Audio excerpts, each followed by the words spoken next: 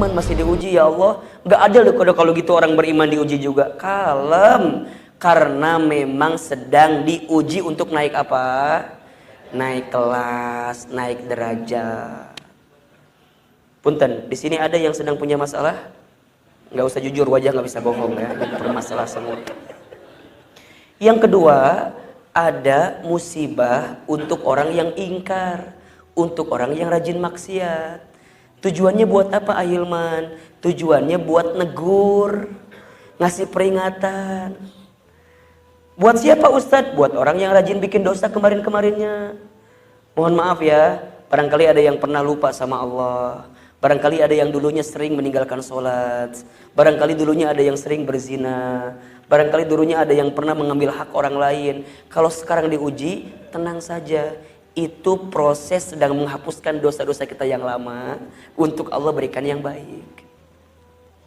Paham kira-kira? Coba waktu dulu teman-teman bikin dosa, panjang atau sebentar? Masih ingat kan waktu bikin dosa? Kebayang dosa kita teh? Sok saya mau tanya, di sini ada yang tidak punya dosa? Ada tidak? Nah, kalau ada yang mengacungkan tangan, eta dosana. Ahilman, saya teh tidak punya dosa, teh dosa. Ini kan dari wajah hampir sama semua nih teh.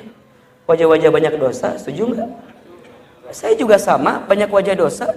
Jadi kalau sekarang kita dikasih musibah, husnuzon saja. Allah lagi ngebersihin dosa kita yang lama untuk ngasih sesuatu yang baru. Jelas kira-kira? Nah, yang ketiga, musibah bagi orang yang kufur. Sebagai apa Ustadz? Sebagai azab. Siapa orang yang kufur itu? Orang yang kufur itu orang yang tidak percaya kepada Allah. Artinya tidak beriman. Nah, kalau teman-teman hadirin yang di sini mah insya Allah lah nggak akan masuk kategori yang ketiga barangkali. Kita mah mungkin masuknya yang satu atau yang kedua gitu. Kalau sekarang kita masih beriman, masih diuji, yakin lagi ujian naik kelas. Kalau sekarang kita masih beriman tapi kadang-kadang masih bikin maksiat, berarti musibah sebagai apa? Teguran. Nah, maka oleh karena itu, tadi sore hujan, panitia bikin acara, tapi sesuai dengan ekspektasi kita, tenang saja. Karena biasanya setelah ini ada bab syukur, bab ujian, bab sabar, bab ikhlas, bab syukur. Jelas sampai di sini? Halo, jelas tidak? Baik. Ini sampai jam berapa saya ceramah? Mau sampai jam berapa ibu ceramahnya saya? Sampai subuh, baik ya. Sudah berapa banyak mubalik yang meninggal di sini kalau gitu? Kalau sampai subuh mah itu lumayan Pak. Baik, sampai jam 10 ya kita akan bicara tentang hijrah. Ini kalem aja lah, kita bicaranya kalem-kalem aja. Baik, Bapak Ibu yang dirahmati Allah, teman-teman sekalian, hijrah itu sebuah keniscayaan. Kalau bahasa Bogor nama, hijrah teh kudu dilakukan. Kenapa Ahilman? Kenapa kita harus hijrah? Ada 3 alasannya. 1, kita berhijrah karena kita tahu kita semua pernah punya masa lalu. 1. Ustadz, yang dimaksud masa lalu ini apa? Yang dimaksud masa lalu teh, kita semua pernah punya sesuatu yang keliru kita lakukan dalam kehidupan. Betul apa enggak? Teman-teman yang pernah punya banyak dosa, gak usah khawatir, tenang aja. Kata Nabi, kullu bani adamu khata'un wa khairul khata'ina at-tawwabun. Setiap orang pernah berbuat salah, dan sebaik-baiknya orang yang pernah berbuat salah adalah dia yang segera kembali bertaubat di hadapan Allah Subhanahu wa ta'ala. Jadi artinya hijrah teh kudu karena kita semua pernah punya masa lalu. Masa lalunya adalah yang salah. Sok, sekarang saya mau tanyalah, sampai usia kita hari ini, punten, lebih banyak amal soleh atau amal salah? Jujur atau jawabannya jujur? Lebih banyak amal soleh atau amal salah? Tak gitu. Nya, betul apa enggak? Sok, kalau kita ngerasa lebih banyak amal salah, Kita semua yang di sini pede nggak masuk surga? Tapi pengen. Ternyambungnya. Asa banyak salah, tapi ayah masuk surga. Pede itu kan jadi liar ke orang nate. Nah itu kondisinya Bu, Pak sekalian. Jadi artinya kita punya masa lalu, kemudian kita berhijrah karena kita paham kondisinya kita pernah punya salah. Terus gimana? Kalau kita merasa pernah punya salah, perbaiki. Jalan perbaikannya namanya apa? Hijrah. Tapi kan Ustadz, kalau kita punya masa lalu gimana ya? Kadang-kadang suka terbayang-bayang. Waktu kita bikin dosa, masih kebayang gak kira-kira? Waktu kita bikin maksiat, masih kebayang apa enggak? Ustadz tidak bisa semudah itu melupakannya.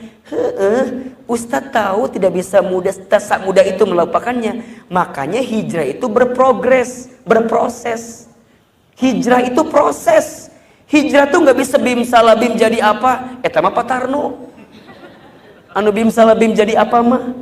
Hijrah teh berproses, berprogres. Ada langkah-langkahnya. Tap. Contoh. Misal, teman-teman nggak pernah tahajud, tiba-tiba dengerin ceramah Hilman, pengen tahajud, daya tamatu langsung jam 2 Januari hudang, kacai, ngecebur karena balong, dah yang bersih teh meureun beungeutna, karena balong, wudu segala rupa segala macam, tahajud, 11 rakaat, 23 rakaat, beres jam 4 saparapat, panon keyep-keyep seeutik.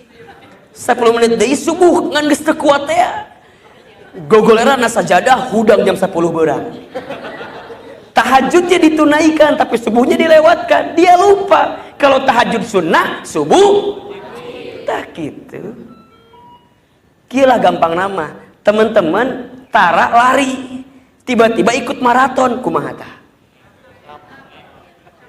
Maraton seberapa kilo tah? 42,2 kilo. Betul? Gak pernah ikut maraton, hayang ngilu maraton, kumaha tah?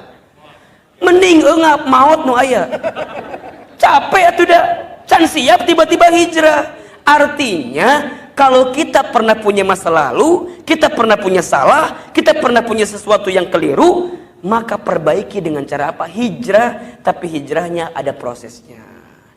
Inilah alasan pertama kenapa kita harus hijrah. Yang kedua, kalau kita punya masa lalu, berarti kita semua punya kesempatan dengan masa depan. Punten Ahilman mau tanya, setiap orang itu pada dasarnya baik apa enggak? Setiap orang hakikatnya waktu lahir baik atau enggak? Benar apa enggak? Beriman apa enggak? Suci apa enggak? Suci. Hadis menyebutkan, kullu mauludin yuladu 'alal fitrah. Setiap anak yang lahir dalam keadaan fitrah, fa abawaihi, maka keadaan lingkungannya lah yang membuat dia yuhawidanihi au yunassiranihi au yumajjisanihi. Lingkungannya lah, pergaulannya lah, hidupnya lah yang membuat dia Yahudi, Nasrani, Majusi. Tapi awalnya qalu bala syahidna alastu birabbikum, qalu bala syahidna. Semua manusia itu beriman, suci, benar, baik. Betul apa enggak? Preman Cipaku, apa preman Cipaku? Sepreman-premannya orang Cipaku, demi Allah, hati yang paling dalamnya benar, baik. Bapaknya penjahat, pasti anaknya nggak mau jadi penjahat. Ada nggak yang bapaknya penjahat bilang sama anaknya, nak, kamu lanjutin estafeta bapak ya, sebagai penjahat di Cipaku? Nggak ada. Bapaknya bantangul, bapaknya nakal, bapaknya bangor. Demi Allah, dia nggak mau anaknya bangor. Dia nggak mau anaknya nakal. Dia nggak mau anaknya bantangul. Dia mau anaknya jadi baik. Betul apa enggak? Kenapa? Naluri hati seseorang itu, naluri diri manusia itu semuanya baik. Jadi artinya mohon maaf, semua teman-teman yang pernah tenggelam, semua teman-teman yang pernah terjatuh, jangan pernah putus asa, karena awalnya kita adalah orang yang pernah bangkit di hadapan Allah dengan dalam kebaikan kita itu. Cuman bedanya apa Ustadz? Kok ada orang yang mau segera hijrah, ada yang belum? Simple. Bedanya adalah orang yang sekarang masih menikmati maksiat itu, Karena satu, dia belum kenyang dengan maksiatnya. Ahilman, kenapa mau hijrah? Kenapa saya sekarang jadi penceramah hijrah, baheula tukang nyanyi dangdut kekulilingan? Makanya suaranya serak-serak basah kieu kan? Kenapa? Karena saya udah kenyang. Naon deui sih? Harus ngapain lagi? Udah beres. Ustaz kalau belum kenyang kumaha? Kabayang lah, punten. Teman-teman hadirin sekalian, lihat orang lagi makan. Tiba-tiba kita berhentiin, marah nggak kira-kira dia? Lagi enak makan suruh berhenti, marah apa enggak? Marah. Gimana Ustadz biar nggak marah? Dua pilihannya. Satu, tunggu dulu dia sampai selesai kenyang. Atau yang kedua, kita ganti menu yang lain yang membuat dia berpindah daripada menu itu. Paham nggak kira-kira? Jadi kalau ada orang yang bikin maksiat, dua pilihannya. Satu, biarin dulu sampai dia kenyang. Atau yang kedua, ganti pilihan menu lain. Dengan cara apa? Hijrah namanya. Orang yang bikin maksiat itu bukan gak mau taat. Bukan. Karena dia belum ngerasa kalau taat itu jauh lebih nikmat daripada maksiat. Bener. Orang yang clubbing di kafe, kenapa dia pengen clubbing di kafe? Karena dia belum tahu bagaimana nikmatnya zikir. Dia belum merasa bagaimana nikmatnya muhasabah. Dia belum merasa bagaimana nikmatnya menangis di hadapan Allah. Dia belum pernah ngerasa bagaimana kepalanya bisa bergoyang, bisa bergetar, bukan karena lagu, tapi saat dia menyebutkan Allah, Allah, Allah, Allah, Allah. Mulutnya mengatakan Allah, tapi hatinya jauh mengatakan Allah, Allah, Allah, Allah, Allah, Allah. Dia belum nyobain kayak gitu, jadi belum tahu. Jadi artinya bagaimana ahilman? Setiap orang yang pernah punya masa lalu, insya Allah dia punya masa depan. Jangan terlalu melihat orang di masa lalu, karena setiap orang punya harapan dengan masa depan. Dan kadang orang yang pernah terjatuh, ketika dia sadar jatuhnya, saat dia bangkit jauh lebih besar kebangkitannya. Sok ahilman tanya, mending mana? Preman mantan ustad atau ustad mantan preman? Pilih. Mendingan preman mantan ustad atau ustad mantan preman? Nah, eta mah eueuh jawabanna di urang ge. Nu mana nu bener Ustaz? Ya nu bener mah geus we. Ulah mantan, pokoknya ujung kehidupan kita. Ini loh alasan ketiga kenapa kita harus hijrah, karena kita semua akan mati. Itu aja simpel. Betul apa enggak? Yang paling penting bukan hijrahnya, tapi yang paling penting saat kita mati sedang berada di jalan kebaikan itu. Ayeuna preman, sok we bae. Yang penting pas maut lain jadi preman, gitu. Oh gitu Ustaz? Gitu. Ayeuna jadi preman, sok we asal pas maut ulah jadi preman. Atau berarti masih ada waktu Ustaz? Kan orang apal teh maut teh iraha. Kan gitu pertanyaannya. Ada yang bilang begini, Ustaz, cenah mah salat teh menggugurkan dosa. Nya jelas eta mah. Kata Ibnu Qayyim al-Jauziyah, setiap kita beres sholat, kenapa baca istighfar coba? Assalamualaikum. Kalimat apa yang keluar? Astaghfirullah. Kenapa coba? Karena setiap sholat itu adalah ritual yang Allah berikan dalam hidup kita, menggugurkan dosa-dosa kita. Bapak tadi maghrib, ka Isya nyieun dosa. Isya sholat Isya, maka dosa kita dari maghrib ke Isya diampuni oleh Allah. Oh Ustaz, berarti kalau gitu penting ayeuna bisa nyieun dosa heula nya. Kan isuk aya kene subuh meureunnan. Subuhna aya kene, urangna aya kene atawa henteu? Tah eta catatan nama. Subuhnya masih ada, kitanya masih ada apa enggak? Betul? Makanya teman-teman sekalian, kalau mau bikin dosa enggak usah mikir lain lah. Ingat mati aja. Kalau teman-teman lagi dikasih kesempatan bikin dosa, biar nggak jadi bikin dosa, ingat mati lebih dekat waktunya daripada kita bikin dosa. Kata Allah Subhanahu wa taala, kullu nafsin dha'iqatul maut. Setiap yang bernafas pasti berjumpa dengan yang namanya kematian. Para ulama menyebutkan kalimat dha'iqah itu dekat dengan istilah dhaqaiq. Dhaqaiq itu artinya detik. Maknanya waktu hidup kita dengan mati kita jaraknya bukan per tahun, jaraknya bukan per bulan, jaraknya bukan per minggu, jaraknya bukan per hari, jaraknya bukan per jam, jaraknya bukan per menit, tapi jaraknya per detik. Kalau per tahun masih bisa siap-siap apa enggak? Bisa. Kalau per hari bisa siap-siap. Kalau per jam bisa siap-siap. Kalau per menit bisa siap-siap. Kalau per detik,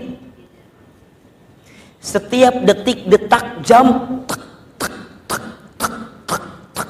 Makin dia berdetak dengan detiknya, makin dekatkah kita dengan kematian kita. Ini kan dari wajahnya hampir sama semua nih.